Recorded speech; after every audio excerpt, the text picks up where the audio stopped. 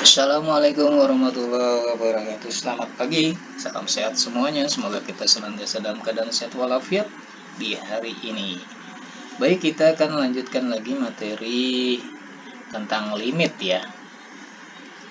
Kemarin kita sudah belajar tentang apa itu limit fungsi secara intuitif, kemudian limit sebelah kiri, limit sebelah kanan, terus cara hitungan dasar ya.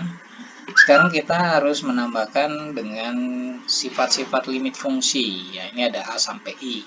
Bagaimana sih cara menghitung limit itu kalau kita memperhatikan sifat-sifatnya ya. Jadi tidak sembarangan kita hanya main mengisi dan tidak tahu sifat-sifat limit itu sendiri. Yang pertama, apabila ada simbol seperti ini nih, limit dari K dengan X mendekati C. Jadi K sama C ini adalah satu bilangan, terus jawabannya siapa? Misalnya limit 3 dengan X mendekati 2, jawabannya adalah 3. Kenapa 3? Karena ini adalah memenuhi sifat yang pertama dari limit tersebut ya. Jadi kalau ada dua bilangan di sini, limit 3 dari X mendekati 2, jawabannya adalah 3. Kalau limit 10 dengan X mendekati 5 misalnya, berarti 10 gitu ya. Jadi ngikutin angka yang di sini, itu sifat pertama. Sifat yang kedua, kalau dia menggunakan simbol yang sama dengan variabelnya. Misalnya limit fungsi X ya, limit X dengan X mendekati C, jawabannya siapa? Berarti X-nya kita ganti dengan yang mendekatinya ini. Mendekati angka berapa? C misalnya. Misalnya limit X dengan X mendekati 7, berarti jawabannya adalah 7. Ya, jadi ngelihat angka yang di sini. Ya, angka yang di bawah. Kalau tadi kan kita ngikutin angka yang di atas karena tidak ada simbol. Semua angka. Ya, ini ada variasi. Variabelnya mengikuti variabel limit, maka variabel limitnya kita ganti dengan angka yang ada di sini.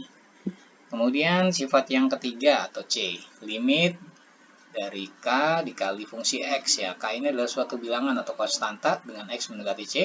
Konstantanya kita bisa taruh di luar aja seperti ini. Kita taruh dulu, pisahkan dulu. Kemudian kita bentuk limit soal ini menjadi sama seperti yang bagian B ya, limit fungsi X dengan X mendekati C segitu ya.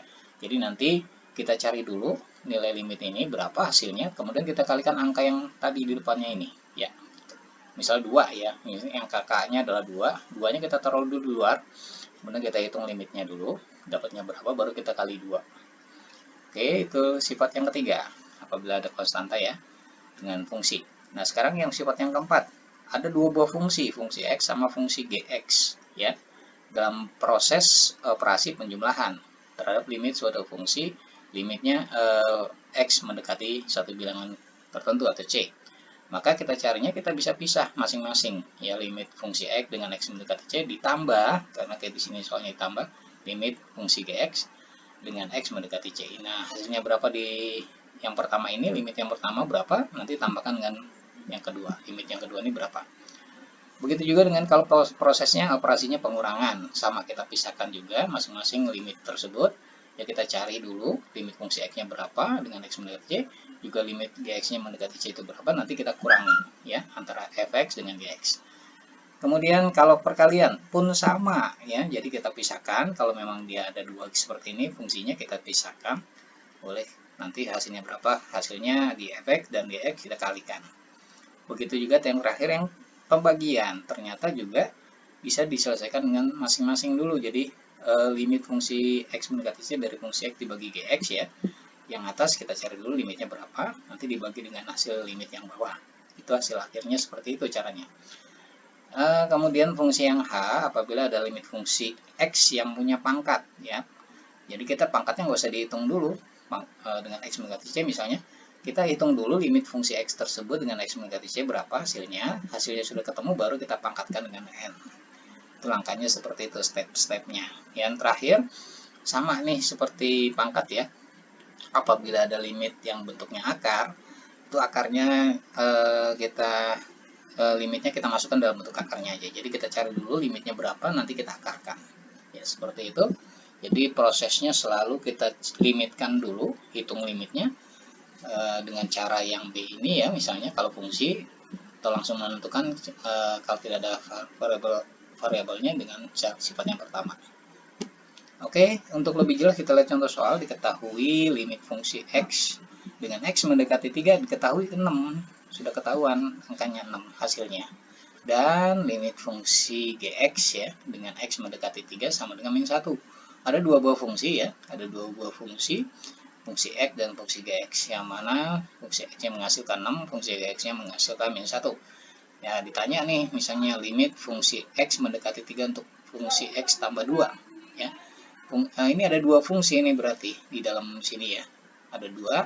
Kalau kita ingat ini adalah proses operasinya penjumlahan. Ini ingat kita langkah sifat ketiga ya, keempat ya, ini yang penjumlahan ya.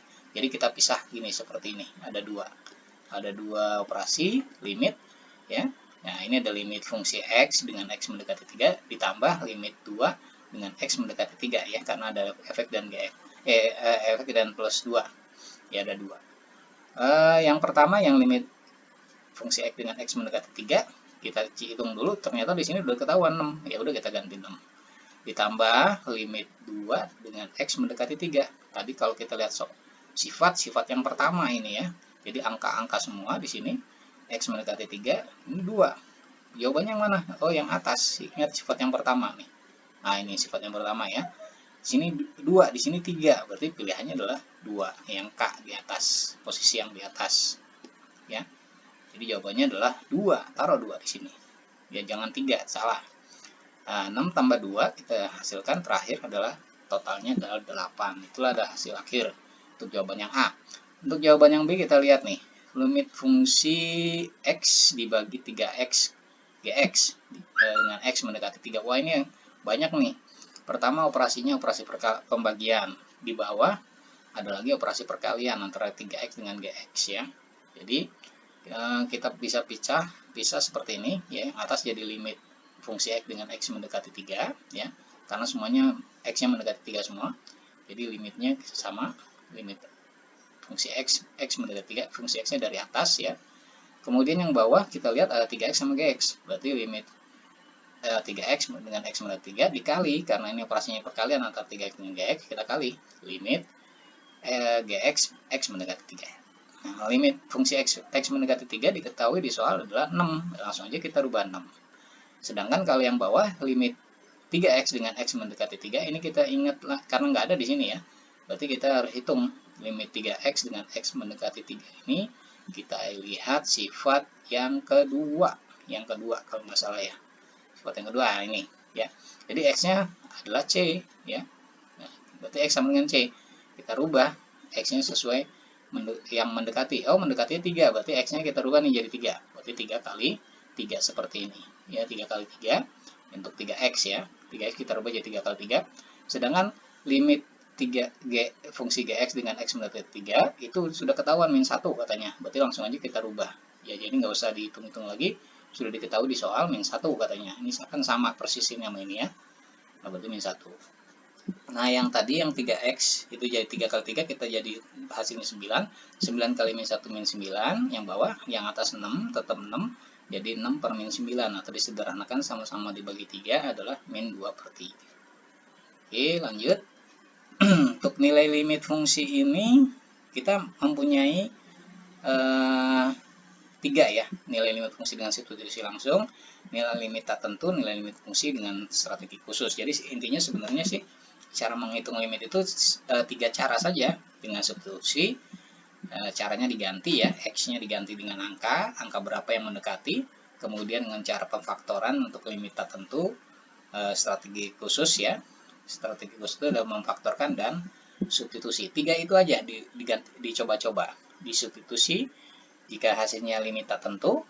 Apa sih limit tertentu itu? Limit tertentu itu nanti dijelaskan.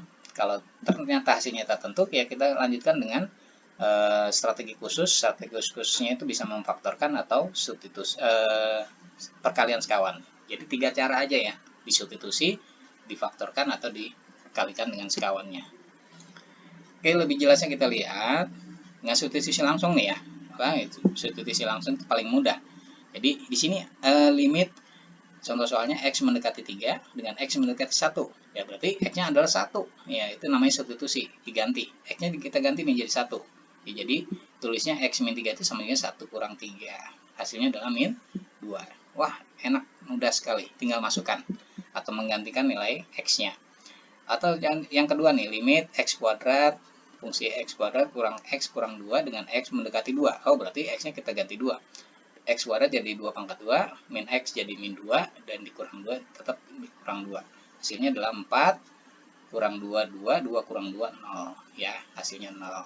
Ya, seperti ini mudah sekali cara substitusi langsung, artinya mengganti. Nah, tadi yang Bapak bilang ada nilai tertentu. Nah, kalau hasilnya bukan min 2 atau 0 gitu ya, itu disebut dengan nilai tertentu ya. Yaitu misalnya hasilnya ada 0 per 0, atau tak hingga per tak hingga, atau tak hingga dikurang tak hingga. Itu disebut bilangan atau nilai tak tentu.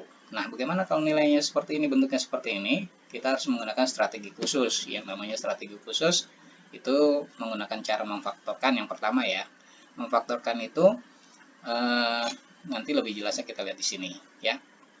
Nih, dan yang kedua nanti adalah caranya kalau tidak memfaktorkan adalah mengalihkan dengan bentuk sekawan. Nah, khusus untuk yang memfaktorkan ini ada contohnya. Kita lihat limit x 3 min x dibagi x kuadrat dikurang 9 untuk x min 3 ya. Yang pertama kan kita coba dengan substitusi dulu ya. Kita coba substitusi, kita ganti x-nya dengan 3 ya. 3 kurang 3, x kuadrat ya 3 pangkat 2 kurang 9, hasilnya adalah 0, 9 kurang 9. Sebenarnya yang kita cek yang paling mudah adalah bawahnya aja ya. Oh, ini x kuadrat kurang 9, berarti 3 kuadrat 9, 9 kurang 9, 0. Wah, ini pas kalau sudah bawahnya 0, itu hasilnya pasti tak tentu. Kalau tak tentu, berarti kita harus menggunakan cara pemfaktoran atau mengalihkan sekawan. Karena ini bukan bentuk akar, berarti kita pakai cara memfaktorkan, karena ini bentuk persamaan kuadrat ya. Kalau persamaan kuadrat pakai cara memfaktorkan. Cara memfaktorkan kita lihat yang pangkatnya terbesar. Yang atas x-nya pangkat 1, yang bawah x-nya pangkat 2 ya. Ini kalau tidak ditulis seperti ini, x-nya ada 1 ya. Kalau ini x-nya ada 2. Pangkatnya terlihat. Nah, gedean yang bawah kita pecah. Ya, biasanya faktornya itu selalu ada kesamaan dengan yang atas gitu ya. Salah satunya pasti yang sama. Kalau kita bikin 2 seperti ini, x kuadrat min 9 itu kan sama juga 3 min x dikali berapa? 3 min x kita dapat dari yang atas ini ya, sama. Dikali berapa supaya hasilnya menjadi x kuadrat min 9 lagi, berarti dikali min 3 sama min x ya. 3 kali min 3 adalah min 9, 3 kali min x ya, depan kali belakang. Kan tadi depan kali depan dapat min 9. Depan kali belakang jadi min 3x. Belakang kali depan jadi plus 3x, habis ya. Min 3x sama plus 3x habis. Belakang kali belakang, min x kali min x adalah plus x kuadrat ya ini. Ya, balik lagi ke sini. Yaitu jadi cara memfaktorkan seperti itu. Nah, karena ada yang sama, 3 min x sama 3 min x, ini kita coret. Habis ya. Habis berarti yang atas 1 ya, sama-sama dibagi 3 min x, 1. Yang bawah 1 juga, 1 kali min 3x tetap min 3 ke min x ya. Yang atasnya 1. Nah, baru kita masukkan substitusi nih. Setelah dapat bentuk seperti ini, baru kita substitusi. Kembali lagi ke substitusi. X-nya kita ganti dengan 3. Min 3 dikurang 3 seperti ini. Jadi hasilnya adalah 1 per min 6 atau min 1 per 6 hasil akhirnya. Oke. Kemudian cara substitusi yang kedua adalah seperti ini. Limit x kuadrat plus 7x plus 12 dibagi 2x plus 8 ya. Nah, ini kita masukkan. Ternyata hasilnya juga tak tentu. Nah, kita harus memfaktorkan. Kita lihat yang atas yang besar seperti ini, yang bawah 2x plus 8. Oh, ini karena harus ada yang sama, kita sederhanakan lagi, faktorkan lagi jadi 2. Kita keluarkan ya.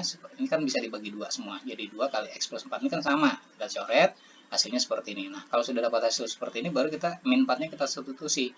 Hasilnya min setengah. Oke. Kemudian mengalihkan sekawan ini digunakan untuk yang bentuknya akar seperti ini ya. Nah, ini contoh soalnya, limit x plus 2 dengan dibagi akar 5x plus 14 dikurang 2 dengan x mendekati min 2.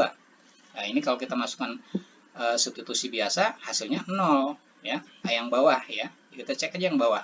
Ternyata yang bawah 0. Kalau yang 0, kita langsung lanjutkan dengan perkalian sekawan. Cara mengalihkan sekawan seperti ini ya. Yang dibilang sekawan adalah yang bawahnya ya, yang bentuk akar. Sama aja angkanya, cuma bedanya di sini min kita jadikan plus 2 ya, ini min 2. Kita kalikan atas dengan atas, bawah dengan bawah seperti ini ya. Dapat hasilnya Nah, kemudian sudah dapat bentuknya, kita masukkan nilai X min 2-nya. Dapat hasilnya 4 min 5. Oke, sampai sini pertemuan kita. Mudah-mudahan bermanfaat. Tetap jaga jarak, jaga kesehatan, sehat selalu. Terima kasih, mudah-mudahan bermanfaat. Assalamualaikum warahmatullahi wabarakatuh.